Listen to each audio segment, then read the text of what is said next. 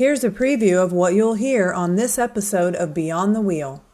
Well, I think one of the unique things that we do offer as part of the dues, so the dues are $60 to join, $50 to renew. We have a benefit we call FMCA Assist. It's included. Once you're a member, you're automatically enrolled. It's not an insurance policy. What it is, it's a medical evacuation and repatriation policy. So let's say you're in the middle of nowhere, okay, and you have a heart attack, and they take you to the local hospital, and that hospital is just not equipped to care for you, and you have to be airlifted to the next closest hospital. FMCA Assist pays for that, right, for the transportation. Now enjoy the show.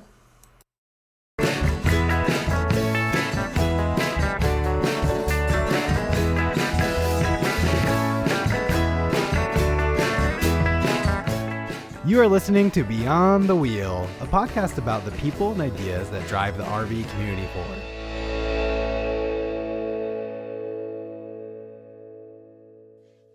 This episode is brought to you by Battleborn Batteries, the best name in the RV and marine industry.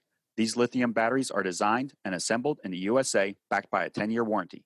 The best solution for your battery anxiety, so go check them out at battlebornbatteries.com. Whether your adventure is on the road, on the water, or off the grid, Battleborn batteries keep you out there longer. Hey everyone, Kenny here. Do you travel with pets and are looking for a way to monitor and be alerted of temperature spikes in your RV while away? I've been using a temp stick in our RV for over 3 years, and I love the simplicity of being able to connect to any of our hotspots, as well as not having the hassle of any subscription or service fees. If you are looking for a reliable way to protect your pets while away, check out TempStick at tempstick.com. Being part of a group is important to many people. Having a social network to engage and communicate with can be very helpful. As RVers who enjoy traveling, this is often done through RV clubs that have active forums, social media, and rallies or meetups. One of the larger communities for RVers is the Family Motor Coach Association, or FMCA. In this episode, we are joined by the CEO, Chris Smith, who walks us through the history of the association, the different ways to find community, the events, and the benefits. We hope you enjoy this informative discussion with Chris. Hey Chris, thanks for joining us today. Could you tell us a little bit about yourself and your role at FMCA Club? Sure. So again, my name's Chris Smith. I'm the CEO here at FMCA. I've been in this role for 5 years. Worked here a total of 8 years, been in this role for 5. And for those who don't know, FMCA is Family Motor Coach Association. Whenever you see our name in marketing, we say FMCA, but I like to also, a lot of the old school people, they recognize Family Motor Coach Association more than FMCA. So, and what year did the FMCA start?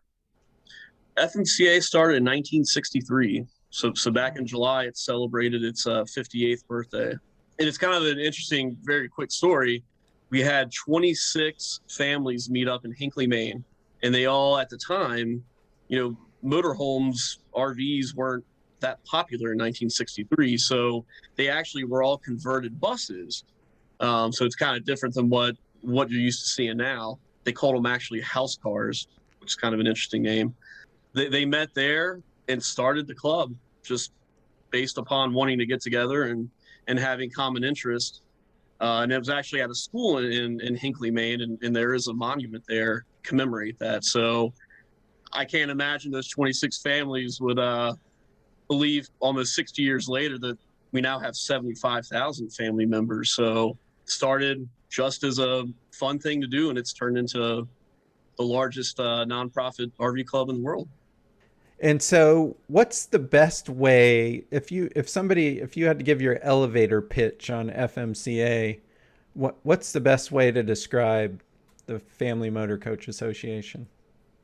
I kind of think that we try to, our main goal is to try to give RVers the tools to enjoy the RV lifestyle. And we cover, in my opinion, a pretty broad spectrum of what they need, whether it's through benefits, discounts. We have a monthly magazine. We have many educational, offerings, advocacy events, both international, smaller events.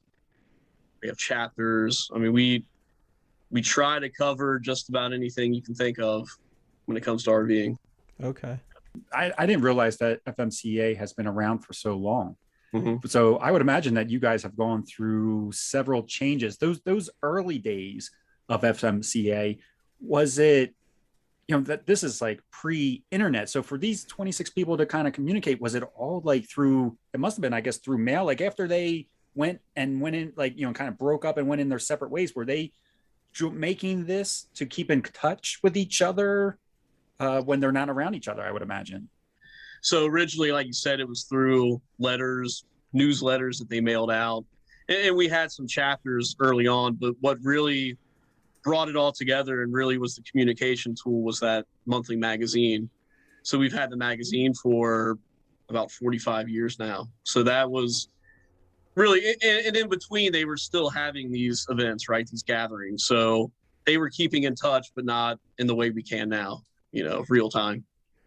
And so for many years, I think it was only motorhomes that were part of the FMCA, but I think a few years ago, was it, that you guys now allowed towables, or included, not allowed, I should say, included towables into the group. How has that changed the FMCA, if at all? Well, I think you'll see changes. I mean, for example, we didn't want to change the name of the association. We had pitched, we had thought of many different ideas. Do we just have FMCA and then create a sub group or a different club? We kind of thought all those things through, but we said, look, we're a pretty well-known entity in the club world. We're not going to change our name. We will try to go with FMCA to kind of get away from that coach kind of mentality. It's been positive. I mean, we're almost up to 10% of our total membership being non-motorhome variety. So just in almost 4 years, a little under 4 years, we did that in December of 2017. Okay. So in just a little under 4 years, we've grown that to about 7,000 towable members. We call them towable, non-motorhome members. And I think that's pretty, I don't think that's a surprise. Going back to 17, they had tried a few times throughout the years to change it from motorhome only. And it, be quite honest, it didn't go very far. I don't think there was much appetite for that. But if you look at the trends and kind of where the RV market's at, motorhomes continue to be less and less percent of the total, right? I mean, non-motorhomes are really kind of, where the future is going. And I think the leadership decided that, and the moniker throughout that, and what we use now is the unit doesn't matter, it's the people. And that's kind of what driving, rally was behind making that change. Is it doesn't matter what you drive. I mean, they may be different, but the needs for the most part are the same. So it's been pretty smooth. We're happy with the growth, and we're going to keep pushing on it. Yeah, it makes sense to include them. I mean, they're RVers too. And honestly, the drivetrain of everything might be a little bit different, being pulled rather than being all in one. But the home part of it is really relatively the same. And I agree with you. I think the trend is more and more towables. I think it's a growing, larger, faster type of side of RVing. And it would make sense. I mean, you can get into a towable a little financially easier than you can in some of these larger motorized vehicles. Right. So I think that was kind of maybe not a no-brainer, but I think that's a good way for you guys to go for sure. And I'm glad to hear that it's going well, that it's been since 2017 and that it's working out. You had mentioned chapters. Could you talk a little bit, like, what is a chapter and how does that play into the FMCA? Yeah, so we have a little over 300 chapters throughout the country, and they're formed for many different reasons. A common interest, an RV type, so I mean, there's many different reasons why these are formed. The unique thing for FMCA and chapters is, while they're common interest groups or for whatever reason they're formed, they have a lot of say in how FMCA operates because of the way we're structured, right? We're not a for-profit entity. We're a nonprofit, member-owned. So we have a different structure than a lot of companies. We have a governing board, which is comprised of all these chapters, representing their chapter at the governing board where the budget's decided and many other major things. So we have a governing board, a executive board that kind of acts on behalf of the governing board, and then down to the president and CEO. All of those entities they're all elected, non-compensated volunteers. So it's kind of a unique setup, and I think it works well for us because they're members, right? They're RVers. They know what they want and need and what their fellow RVers want and need. So I think it's definitely an advantage for us to have the structure we have, and the chapters are a big part of it. Yeah, being profitable that way, I guess you get the most passionate people that want to be involved. I think that makes sense too. Yeah, when your checks a bunch of zeros, you have to really love what you're volunteering for, and they put in a lot of time. I mean, it's not an hour a week. I mean, they put in the time and effort because they love FMCA and they want to see it succeed. So it's a neat setup. It's a lot different than a for-profit company. What are I've been to I went to the rally in Minot, North Dakota a few years ago, and I was amazed by how many educational kind of classes or workshops that you guys put on there. I mean, there was a bunch. What are some of the most popular, I want to say, programs or benefits that FMCA members take advantage of? Yeah, on the educational side, there was a big push probably about 4 or 5 years ago to really make that a focus. Again, the advantage of us being nonprofit is it gives us the ability to give our members as much as we can for their dues price, because at the end of the day, we just have to break even. So like on the educational side, one thing we did recently, again, because we've done the magazine for 45 years, we have a lot of articles that are relevant throughout time and, a lot of knowledge in anything to do with RVs. We created an online repository called FMCA University. So you can go on there and you can look up anything you need to know, trying to troubleshoot a problem with your RV, just anything to do with that. It's free. It's included with your membership. And I've seen other offerings similar to that, but you have to pay for it. Ours is included with the dues. At the events you saw, we probably provide 200 plus seminars at each event. Yeah. And it covers any topic you can think of. We also, at those events, we offer RV basics. So it's for kind of newer owners or people that have been RVing for 20 years. I mean, we've seen the vast array. That's a classroom, 2.5-day intensive classroom offering where they just go over all the basic components of your RV and kind of give you the ability maybe to troubleshoot on your own or just learn about your RV.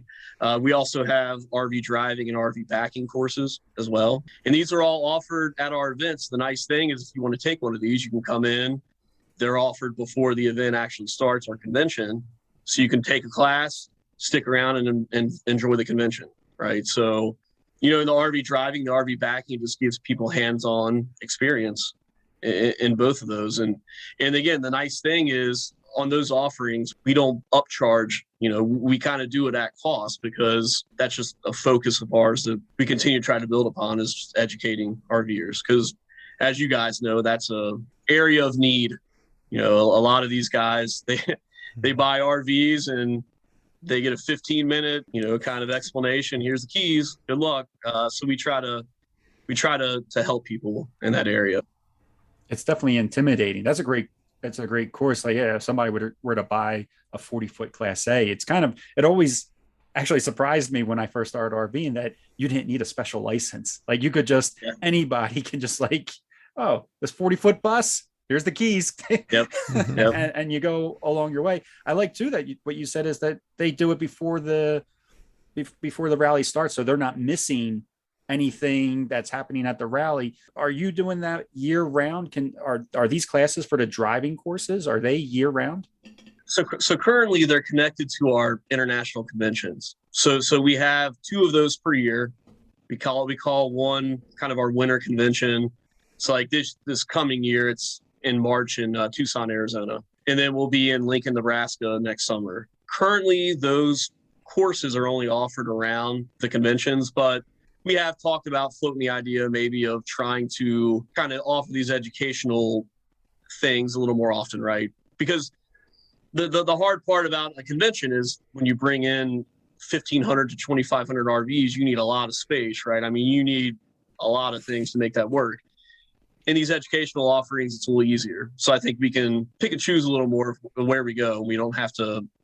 It makes it a little easier, but we've floated that idea of trying to offer it more often. The nice thing about the RV driving and the RV backing is our partner, they are willing, if they have people in that area and they're spread out through the country, where FMCA members get a price they won't find on their own, and then they can do it outside of the convention, but there's no guarantee someone will be in your area. But for now, it is kind of connected to our two internationals. Okay. And then that driving course, Chris, is that for motorized and for towables? Do you have a class for both if somebody's buying a motorized or a towable? Yeah, both courses cover any type of RV. I mean, it's relevant to any type of RV. Yeah. Okay. Another thing that you guys have that we found was you have a deal with Sprint for internet access. Can you talk a little bit about that and how that came about? The idea came from something that we had available to staff and to some of our officers in FMCA. And one of our officers had the idea of, why don't we look into offering this to our full membership? We've kind of had a few iterations and partners, but now we call it Tech Connect is the program. Okay. The headline of Tech Connect is the Sprint MiFi. It's a mobile device you can carry with you in your pocket if you want, travel throughout the country. And it's just a mobile internet device that we have found out we are the only company in the country that offers this plan. It's month to month. It's a $39.99 rental fee of the device. So, those devices are $150, $200. And then you pay $49.99 per month, truly unlimited, truly unthrottled. I've seen people use data that I don't know how they do it, but that's the plan we have. And we are the only ones that offer that. And it's something that has really, become very popular with our members. I mean, we have over 5,000 people on the plan. So it's something we're continuing to grow because, again, if you walk into the store and say, hey, I want, to a Sprint store and say, I want an unlimited, unthrottled MiFi, they don't have one to give to you. Right. So it's something we definitely keep pushing as a top benefit. And it's definitely a popular one. Yeah, that's amazing that you guys are able to do one that's unthrottled because, like you said, when you go into a Sprint store or any of them, really, they'll all tell you that it's unlimited. And then they'll also kind of sort of explain how the throttling works, but make it sound like it's not such a big deal. It's a huge deal. Yeah. No, there's absolutely zero throttling. That's awesome. Done. Yep. Was that a difficult thing to to get? I know you said it originally, I guess, was like an in-house thing, but was that a difficult deal to work with? I mean, Sprint's a huge company. Were they difficult to get on board for that? Yeah, I mean, it took some time. I mean, originally, it started with Verizon, and, we used to offer kind of what you said, it was a 25 gig plan that you say it's unlimited, but when you hit that threshold, it's almost unusable. So, right. We had them originally. We wanted to offer, another option, and we found someone local here in Cincinnati, and he kind of took it up the chain, and we kept touting, we're the perfect partner for you guys. We have plenty of RVers that travel all across the country that are full-timers that don't have home internet. If you give us something the general public can't get, we'll get you customers. And that's the theme of any benefit we have, is we try to make it something that you can't get on your own. We want to make our $50 dues a no-brainer. And I think things like that, offerings especially that no one else can do, is the key to our success. So you said you have about 75,000 members. Is that right around there? Yes, we have two ways we kind of look at it. So we have 75,000 family memberships, and that equates to about 135,000 individual members. So Most memberships have a member and a spouse, or member and domestic partner, but it's about 135,000 individuals overall. And how many actual paid staff are there working at FMCA to manage the benefits and everything for all those 135,000 people? Yes, we have 37 people here in our headquarters. Wow. Now, I mean, that's paid staff. We have, when we put on events, we really lean on volunteers, and we'll have 400 to 500 volunteers that help us put these events on. And, we definitely couldn't do it on our own. So it's team effort, but yeah, that's on the paid staff side. That's how many are in Cincinnati. When I was at the Minot event, I mean, the footprint that the RVers took up was pretty massive. So I imagine it's not an easy event to coordinate and run, especially with all the stuff that was going on with all the seminars. I think there was the Board of Governors meets during that time, different vendors out doing stuff to RVs, just a lot going on there. So I imagine, it probably takes more than 37 people to manage an event like that. Yeah, I mean, the good thing for us is Minot was our 100th convention that we put on. So you were at a special one. So we've done this quite a few times, and we have it down pat. I mean, we always try to evolve and change and do some different stuff, but we have an amazing event staff and amazing volunteers to help us put it on together. So they make it look easy. I kind of take it for granted, but yeah, when you look from the outside, it's a production. It really is. And how do you choose the locations for that? There's a lot of factors. I mean, one of the, obviously, when you're putting on a show like that, you need a lot of land. You prefer to have house power, so, plug-ins that you don't have to pay someone to come in and lay electric down. It has to have all the buildings, because we do so many seminars. We do evening entertainment. We provide basics. We do all these things. So we need a lot of building space for that.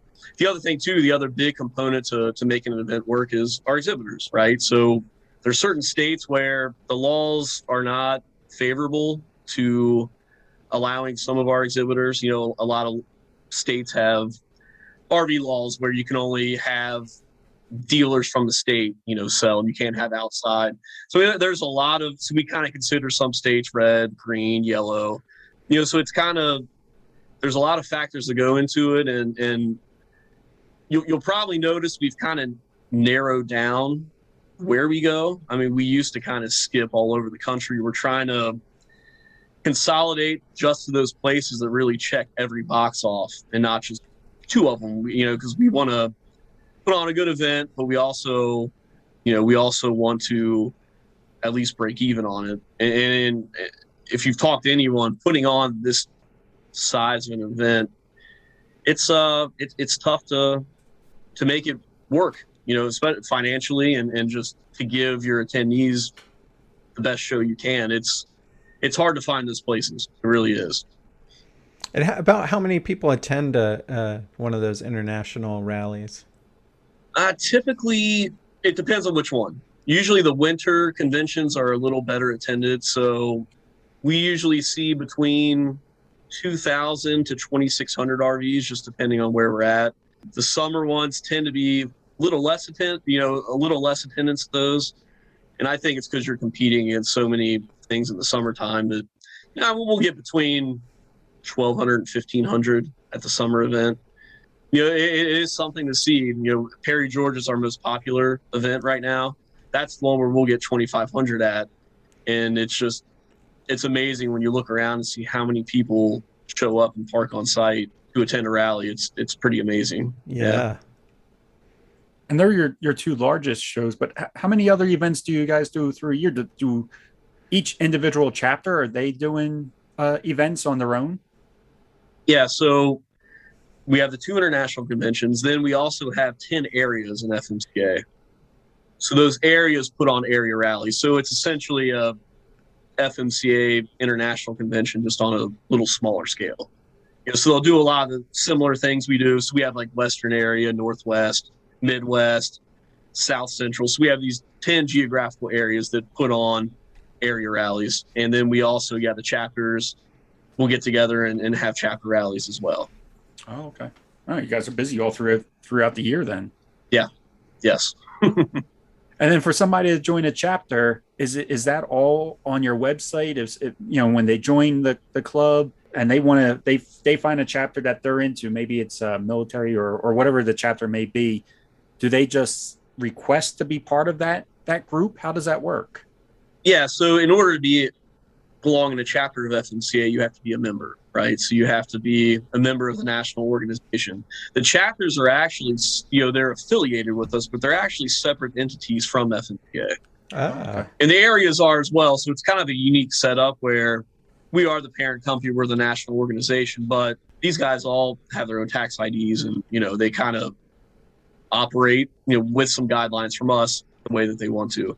So we do have, like, on our website, you can go in and you can do a chapter search by anything, by geographical location, what kind of RV you own, whatever your interests are. You kind of go there, do that search. It'll tell you all the clubs that are relevant, and then you just, you contact them and they'll let you join. Okay. Yeah. And so I see people all the time with the FMCA, and then they'll have a number. It's like a license plate kind of thing. And I assume that's like what number they are, like what their membership number is. Is that correct? Yeah, so we call it the goose egg. That's kind of because it does look like a goose egg. That is correct. It displays their F number, which is their family number. So, we're up to over 500,000 issued. We've printed quite a few goose eggs throughout the years. Yeah. Is there like are you surprised at some of I would think I would always be searching for the lowest number to see, what's the lowest one I can find. Have you seen some pretty low ones still out on the road? Yeah, I think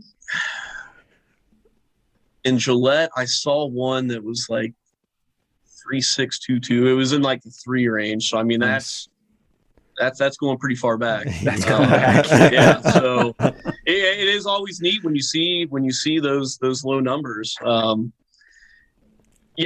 you get to, it's kind of, it seems like it's kind of funny now if you join today and you're F5, 6, 6, 7, 8, 8, it's such a high number, but it's a good conversation piece when you're at events or you're at a campground and you see someone with that low number. I think it's a testament to the loyalty of our members, and they've stuck around all those years. Yeah.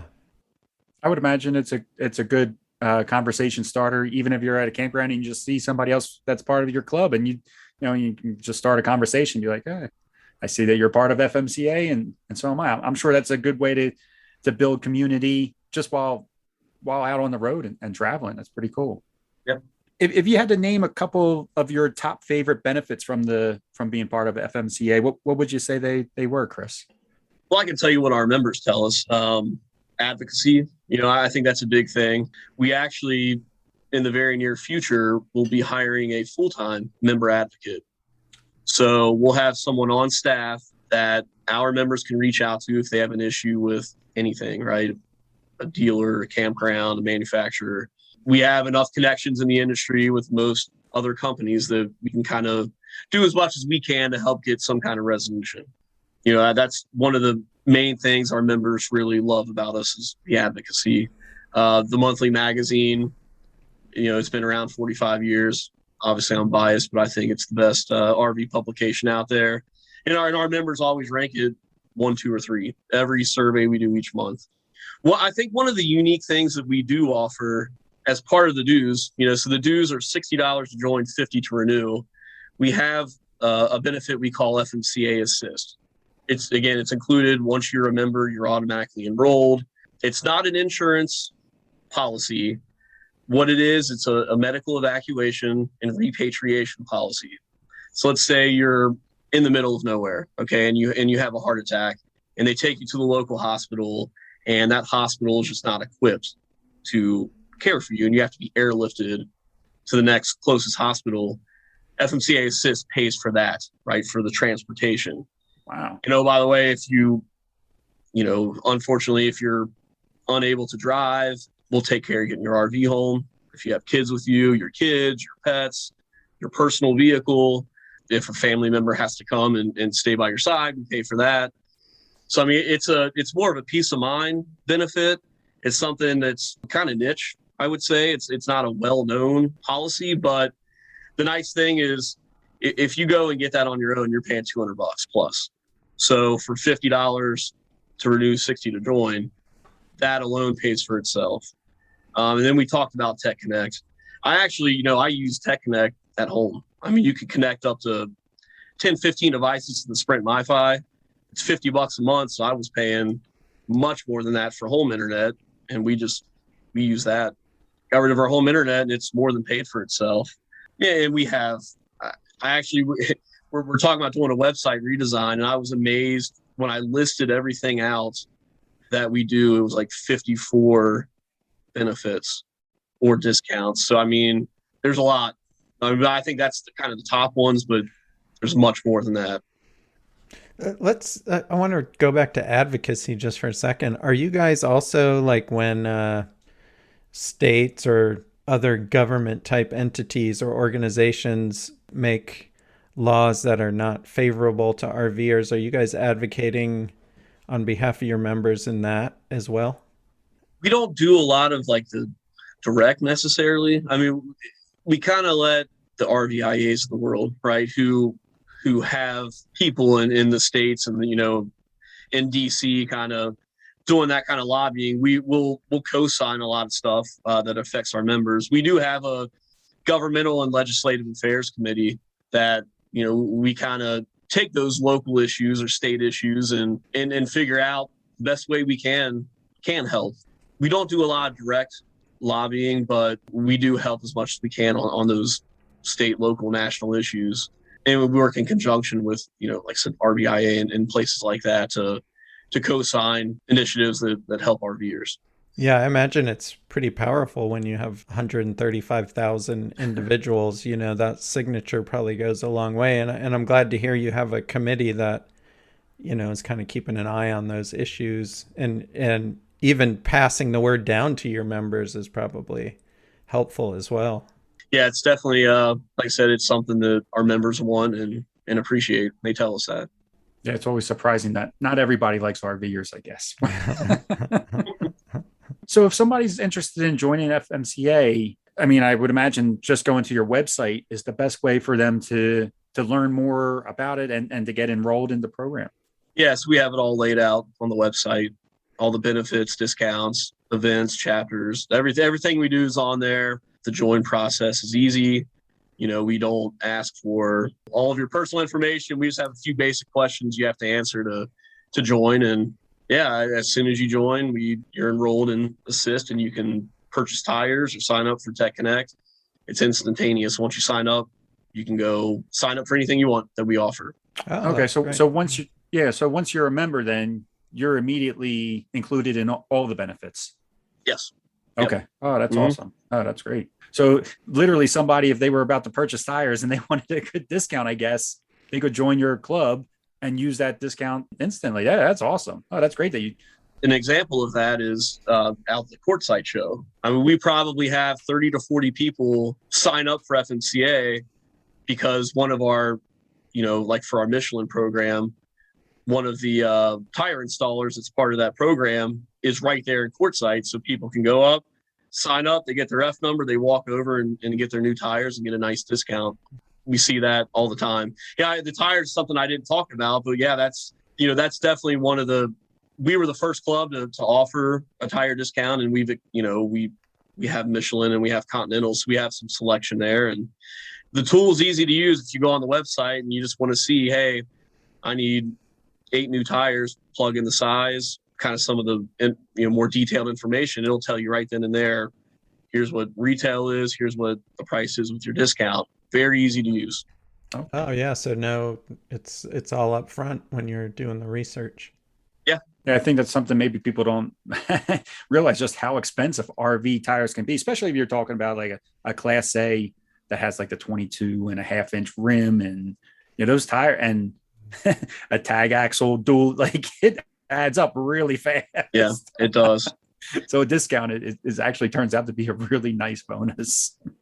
Some of the total discounts I've seen from our members that they've shared it's amazing how much money, like you said, how expensive they are and how much money you can save going through the program. So that's definitely, I skipped over that. That's definitely another one of the benefits that's tied to FMCA are those tire discounts. Can we go back to the events for just a brief moment? Because I know you guys are very heavy into the events. How long is a event usually last? Is it a full week? So the event itself is 4 days. We usually bring people in because, as you can imagine, if you have 2,500 RVs coming in, you kind of have to stagger their arrivals. So the event itself is 4 days. Typically, someone's going to be parked up to 7 or 8 days. We usually have 3 days where we bring people in. So yeah, usually up to about a week on site, 4 days of the actual event though. Okay, cool. Yeah, I imagine the volunteers just for the parking are probably need 100 people just to park RVs. Yeah. Yeah, it's God bless them. I mean, especially somewhere like Gillette is, this past event. I mean, these guys work from 6 a.m. till 9 p.m. and it's 90 degrees out there and they're hustling around all over the place. And that's definitely the most challenging volunteer job is that parking crew. Yeah. I really like the idea of the event that you said that, there's so many classes and courses and that I know Sean's been part of that too. I think it's a cool idea to be there at an event, meet up with other people, have fun, but also learn kind of at the same time. I think that's a really cool idea. I like that a lot. A good thing too about basics that we've heard from people is, if you come to our event, we have so many seminars, you're not going to be able to attend them all. You're just not going to be able to. It's impossible. So what the feedback we've received from people is it was really nice to go to basics and get a lot of the information you provide in the seminar. So then we can enjoy more of the social aspect of the event. We don't have to run around trying to catch all the seminars. We can sit for 2.5 days in class and learn all this stuff. And then we can go do all the fun stuff, the ice cream social and the daytime entertainment and go through the exhibit halls. So, we try to give people their money's worth and overload them. And I think we do a pretty good job. There's definitely no reason to be bored there. That's for sure. Yeah.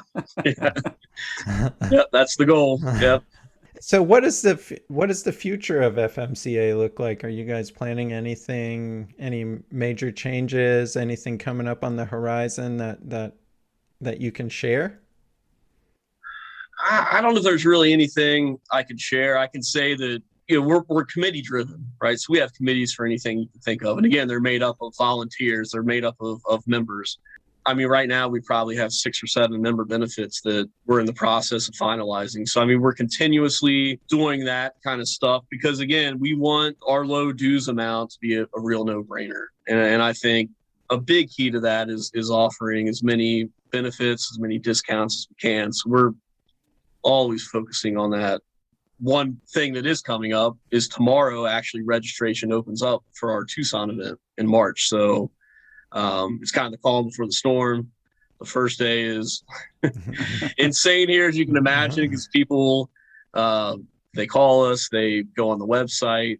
It's just a mad dash that first day or two, because at a place like Tucson, we have limited full hookups. So that's something people want. So they are in a mad dash to get that. So we're excited. Going back to last year, we had to cancel both events. So we've never gone without having an event in a year. So we were able to have Perry earlier this year in March.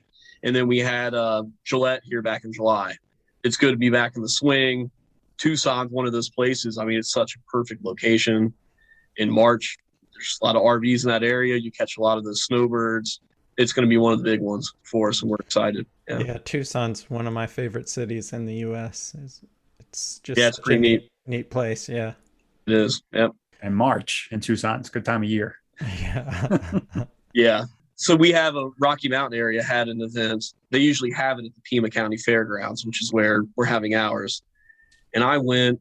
They had it in October, and I couldn't believe, even in October, how unbearably hot it was.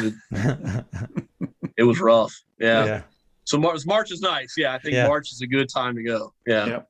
Well, I think that's all of our questions, Chris. Is there anything we might have missed that you want to add or that you want to talk about? No, I'm looking at my list. I think we got it all. We Okay. do our I think best. we're good. And we'll put a link to your website in the show notes so that people can go on the website and check out all those benefits and sign up to become members of the FMCA. Awesome. Appreciate it. Well, thanks for your time, and hopefully we'll have you back on again sometime. And when you have some more, when you add all those benefits that you're working on, we can talk about them. Love to. Yeah. Thanks, guys. Appreciate it. We want to thank Chris for taking the time out of his busy schedule to come on the show and share the long history of FMCA.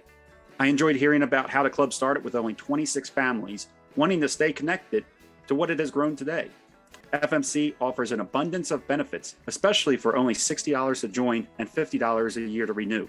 I really liked what Chris said about the unit doesn't matter, the people do. And I personally look forward to joining the FMCA club for the rallies and the monthly magazine. All of the discounts will be great too.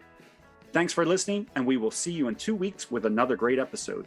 As always, we would like to thank our sponsors, Battleborn Batteries and Tempstick, two great products that are making RVing easier and better for all RVers. Take care and safe travels, everyone.